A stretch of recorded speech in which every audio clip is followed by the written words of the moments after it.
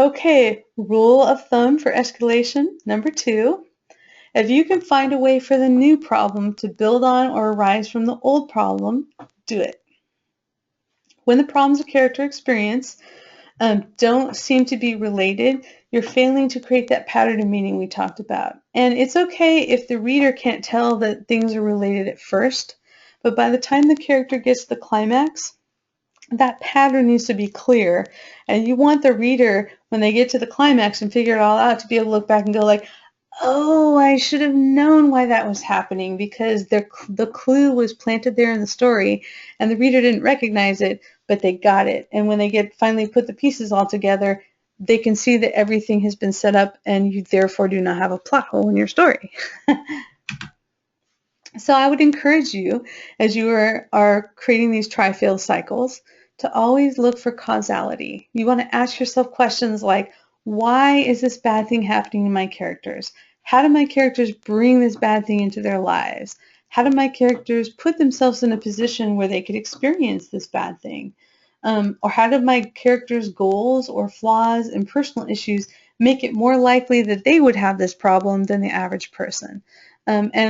And plot holes there are multiple reasons for plot holes, but one of the big ones is causality. Is a writer putting something into the story that didn't arise from what happened before and doesn't arise from the character's backstory, but arises from the author's desire to have something cool happen.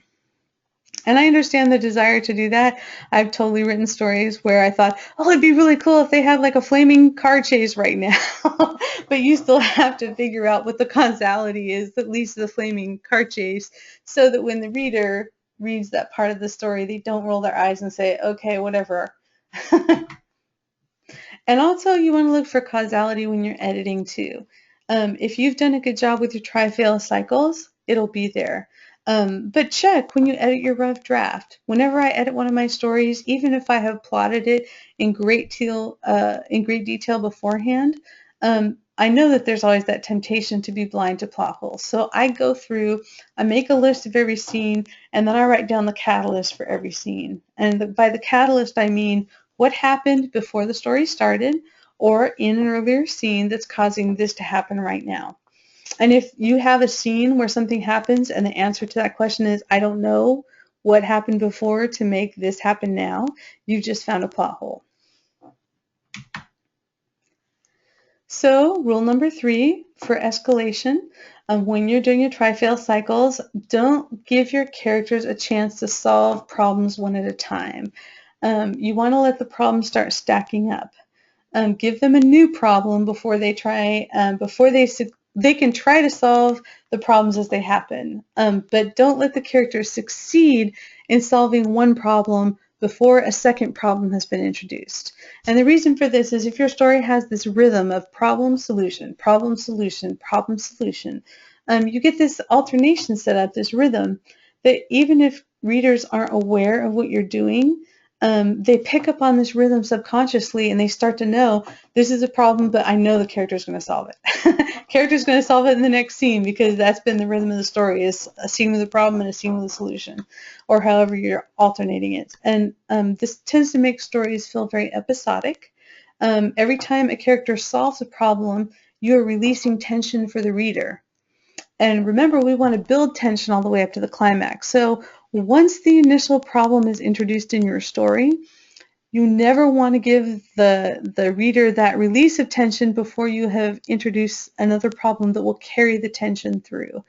And that's how you end up with stories that build, where the reader is just turning pages because they just can't stop, instead of stories that feel flat, or stories that come to a point where the reader's like, oh good, I can quit reading this, and then they never get around to picking it up again because you've released all of their tension and their anxiety, and there's no suspense until they go and read the next chapter and suspense starts building again. And often they don't come back if there isn't some sort of anxiety or suspense or tension that hasn't been resolved by the last chapter. So you want to let your characters' problems interact with each other. Let one problem create a cascade of multiple other problems. For example, your character gets mugged, and now not only can they not take a cab to the police station, they can't go home, they can't go call anyone for help, they can't take the bus, they're stranded. You also want to look for ways for one problem to make another problem worse.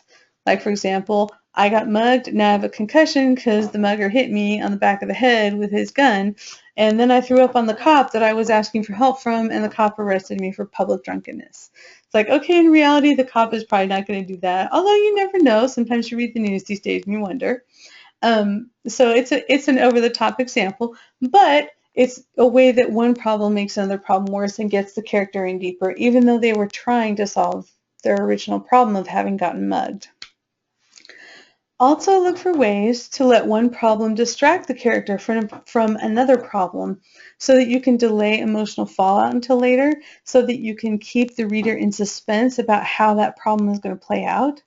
Like, for example, I got put in jail and by a cop who I threw up on.